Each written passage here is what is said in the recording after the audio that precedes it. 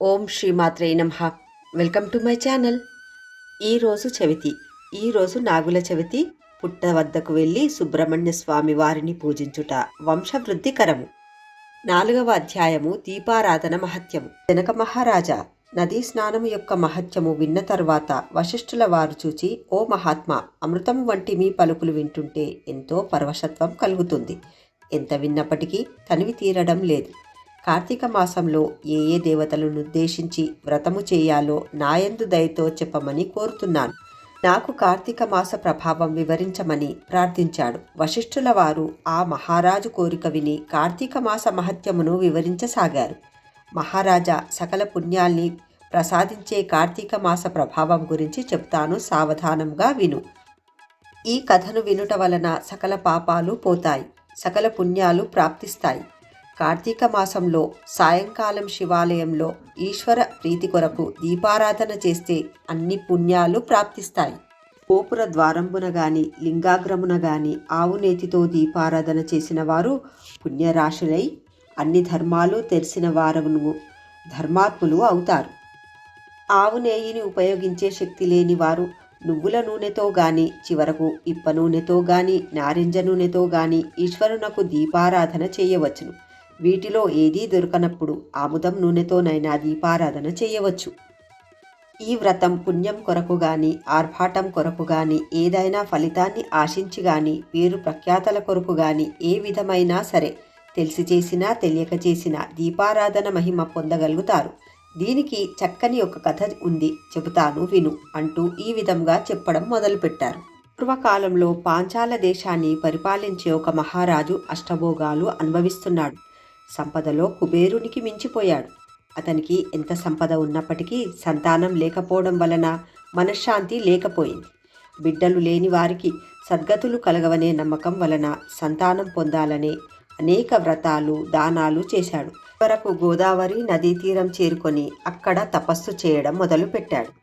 ఆ రోజు ఆ విధంగా తపస్సు చేసుకుంటుండగా గోదావరిలో స్నానం చేసే నెపంతో పైనల్పుడనే ఒక మహాముని తపస్సు చేసుకుంటున్న రాజును చూచి, రాజా, నీవెందుకు తపస్సు చేసుకుంటున్నావని అడిగాడు.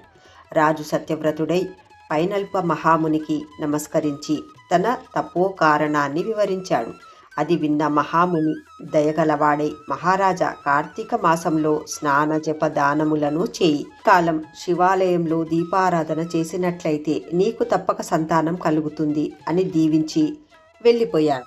మహారాజు ముని పలుకులను శిరస వహించి సంతోషంతో రాజధానికి చేరుకొని కార్తీక మాసంలో సదాశివుని భక్తి శ్రద్ధలతో ఆరాధించాడు.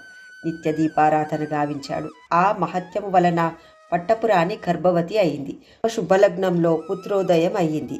ఆ రాజు ఆనందానికి అంతులేదు. ఆ శుభ సందర్భంలో బ్రాహ్మణులకు వస్త్రములు రత్నాభూషణాదులను సమర్పించి సంతోషించాడు.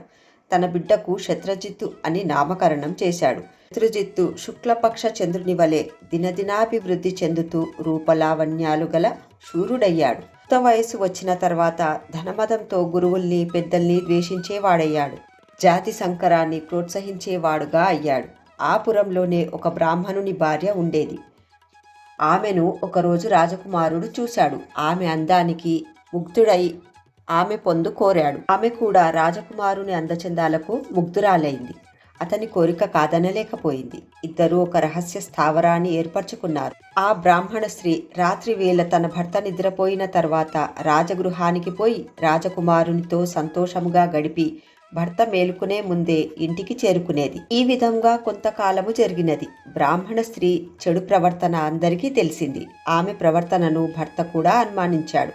ఆమె చేస్తున్న పనిని గ్రహించగలిగాడు. ఈ విధముగానైనా ఆమెను నరకానికి పంపించటే సరి అయినదని నిశ్చయానికి వచ్చాడు. సమయం కొరకు ఎదురుచూస్తున్నాడు. ఆ స్త్రీ భర్త గమనిస్తున్నాడని కొంచెం జాగ్రత్త పడింది.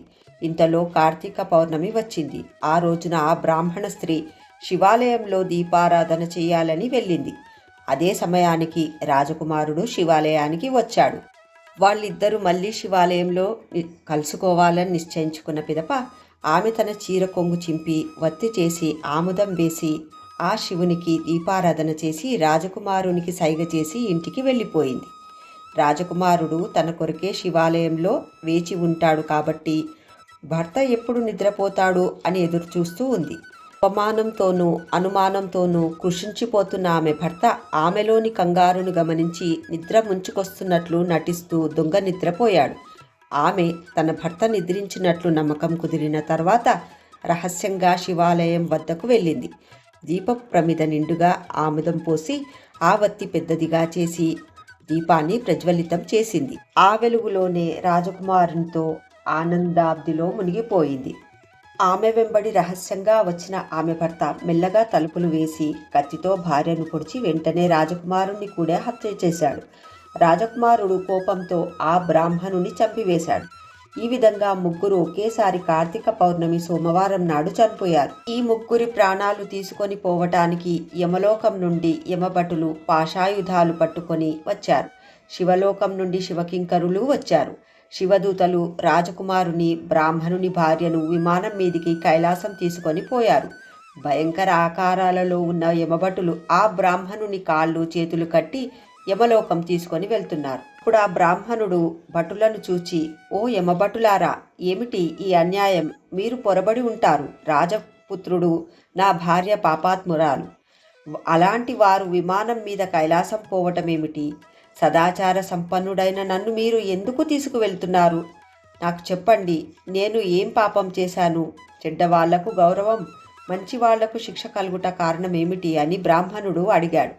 యమదూతలు నవ్వుతూ ఆ బ్రాహ్మణునితో ఇట్లనిరి, ఓ విప్రోత్తమ, నీ ఇల్లాలు దురాచార పారాయణురాలు, నీచ ప్రవర్తన కలిగి ఉన్నది. అయినప్పటికీ తన చీరకొంగుతో వత్తి చేసి దీపారాధన చేసినది. ఆ రాజకుమారుడు మిక్కిలి కామచిత్తముతో కూడినవాడైనప్పటికీ నూనెను పాత్రలో పోశాడు.